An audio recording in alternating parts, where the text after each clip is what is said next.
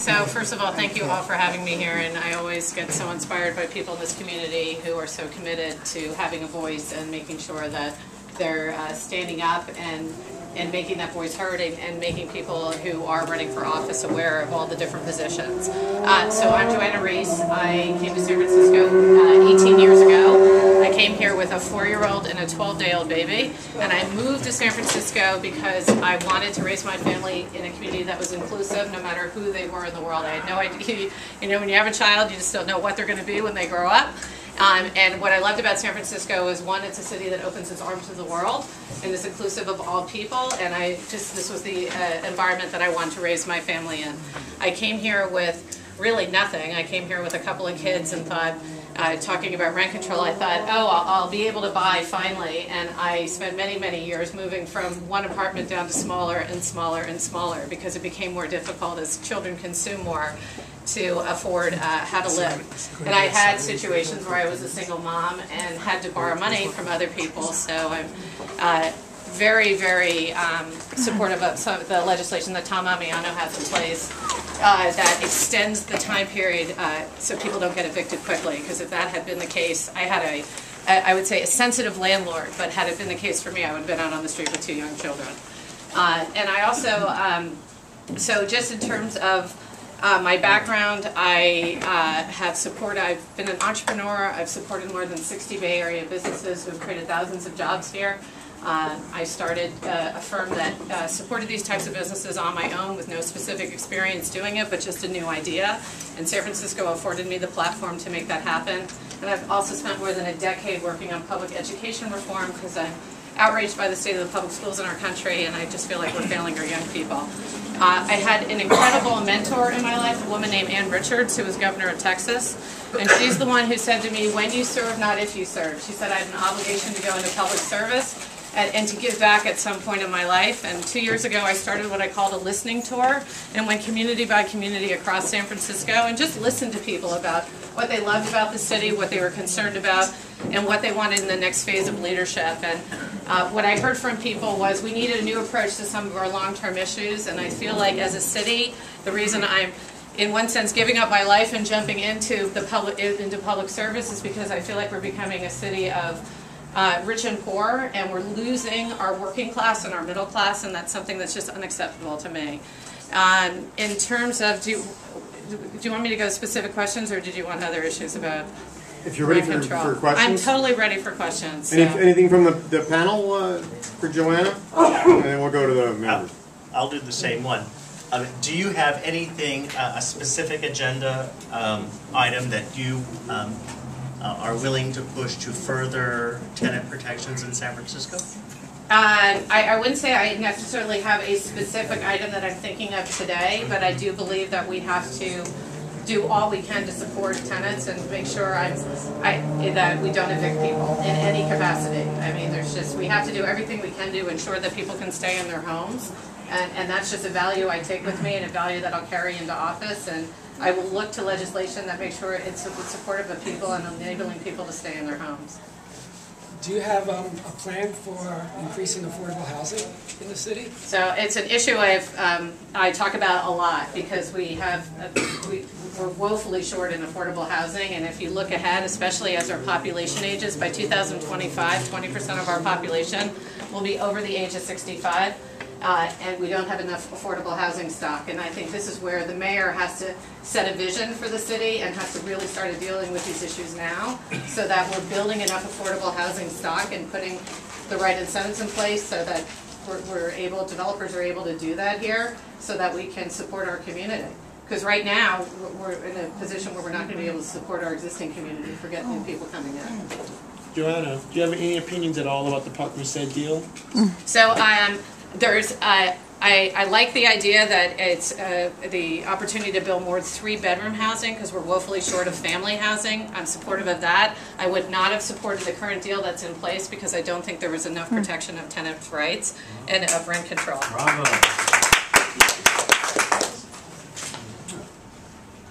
Yes? Joanna, what type of things would you do to prevent tenants from being evicted?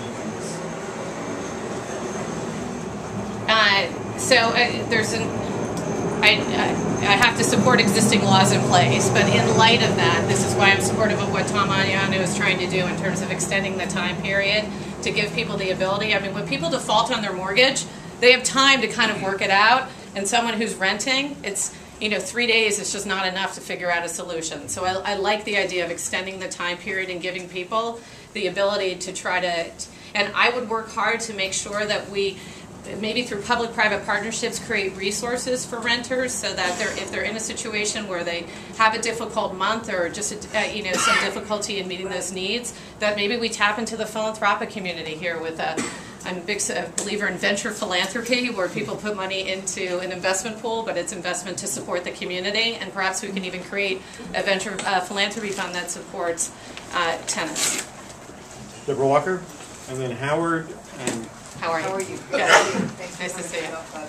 Thank you. You are in the venture capital industry. Our city, unfortunately, oftentimes is used as an incubator for new businesses that oftentimes creates bubbles. Yeah. The presence of venture capital to certain types of businesses has actually pushed small businesses that serve the community and have a more sustainable connection with the city out of the city. And then, as in the .com scenario, the bubble burst, and it affected us as a city because we had displaced the existing businesses. We had raised the rent because we had a new sort of amped up workforce, or well paid, I should say, not amped up, workforce that could price housing out of the reach of most people who live here. So how do you look at your industry, and what kind of changes do you think you can make that actually creates more sustainable business models for the city? So thank you for the question. So I've been the contrarian in the venture capital industry, and I think the reason I was able to bootstrap my way into what they call the old boys club of venture capital was because I came with a different approach. And I always talked about my original investment thesis was about profits with principles. It was about investing in businesses that not only created an economic return but served their community. One of my early investments was a company called Stonyfield Farms. So here I'm a technology-based venture capitalist. They used technology, by the way, to create a great product that had a very long shelf life, that was organic and all natural. It had an energy-producing manufacturing facility. They actually generated energy. The stalls in the bathrooms were made out of recycled milk containers. It was an important investment for me. We did quite well with it, but it's also a company that was thoughtful about what they were creating and thoughtful about their impact in the market. And during the .com boom, I had investors calling me, yelling at me, "Why aren't you investing in this?" And I said, "I don't get it. I don't think it's sustainable." And so I didn't make those kinds of investments.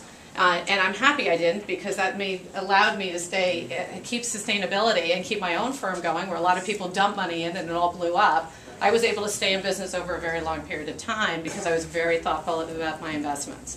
And so I'm a huge champion of entrepreneurs. The work I've done is really helping people take small ideas and turn them into something of value. Value not just economic value, but value to the community.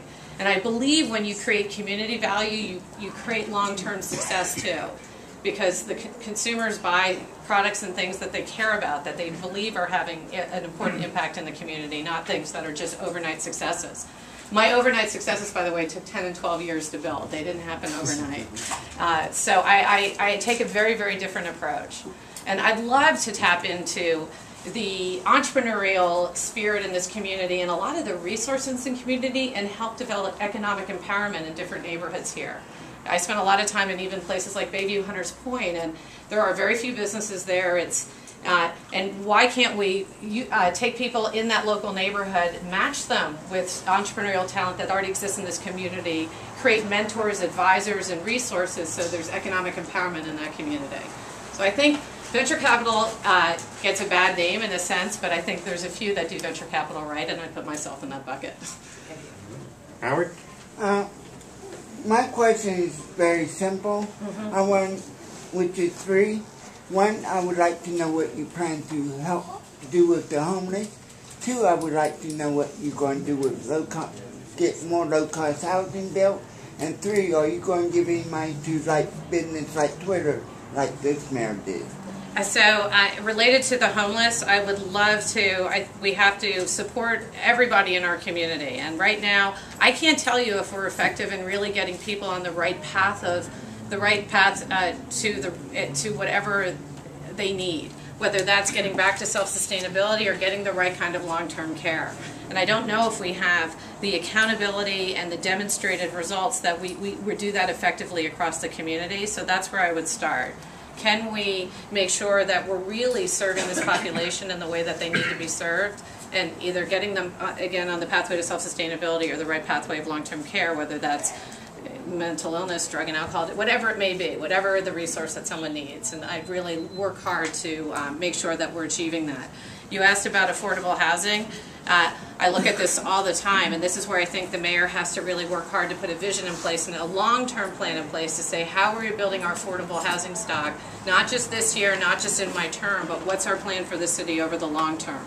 And making sure that we're putting the right incentives in place that enable others to come into this community and help us build that housing stock. And then you asked about Twitter. Will you give any? So, like Twitter. Probably controversial, but I am not a proponent of taxing stock options. We've suffered a lot of job loss as a community, and that's had a huge impact on our revenue. That's why every year we have these budget deficit, budget deficit, budget deficit. And when we have budget deficits, we cut back on critical resources that serve this community. We need to grow our way out of that, and the best way I know how to do that is through jobs. And we have to have the right structure in place that enables jobs and incents jobs to stay here in San Francisco. The fact that we're the only city that taxes stock options. I ride a lot of buses, and I was down at a bus stop. I talked to someone who said that they have a number of companies they're supporting here who are about to go public, so they're about to grow explosively. And they are looking to move out of San Francisco because of the tax on stock options. I don't want to see that happen. We have jobs here. We generate a lot of revenue. I want to make sure that we're not in cycles of budget deficits, but into growth, and we'll do that through jobs. Okay, here, and then Brian, and then we have Senator Yee. Hi, I'm sorry. Hi. I'm Jerry. Hi, Jerry. So this just ties into something. Just yesterday on MSNBC, they showed a list of cities that were the best cities for business because they have the lowest cost of operating, or the most desirable cities. And in the entire United States, San Francisco was number 4 on that list. So it's not like businesses are being taxed a lot more than other places. Maybe stock options are not taxed in other places, but the total amount of taxes that businesses pay are reasonably low here in San Francisco. So when we're talking about what would you do with the homeless, what would you do with affordable housing, what would you do with healthcare, with education, all these things require money. And nobody is talking about raising revenue. Nobody is talking about taxing Chevron, about taxing the many people in the city who make over $1 million a year. All we're hearing about is we have to protect Twitter and Yelp and give away tens of millions of dollars a year that we need for these services here in San Francisco. And from my point of view, Scott Weiner, Jane Kim, Molly Acone, who ran as progressives, they all betrayed us. And I think that this fear that, oh, if we don't give Twitter, and that's not just Twitter, but it was expanded over a whole district, so a lot of other companies will get these breaks for 6 years, that, oh, if we didn't do this, all these jobs are going to leave the city. I have a very hard time believing that. I think San Francisco is one of the most desirable cities to have corporate headquarters in, that, like I say, we're the number 4 best, the 4th best business climate of any city in the United States, even though we tax stock options. The total is reasonable, and I feel like these companies have blackmailed the city government, and that out of fear, the Board of Supervisors and the mayor have backed down to this blackmail and agreed to this huge tax break of tens of millions of dollars a year. So if that's a given, and that's going to be done, and we're going to give away all that money, as it appears we are, somebody better be thinking about how do we raise $100 million? How do we raise $200 million? And the only way to do it is raise taxes. And I'd like to hear a mayoral candidate talk about how they're gonna raise revenue. So nobody, I want to raise revenue more than anyone because it's easier to operate. I know this from helping so many entrepreneurs. If you have revenue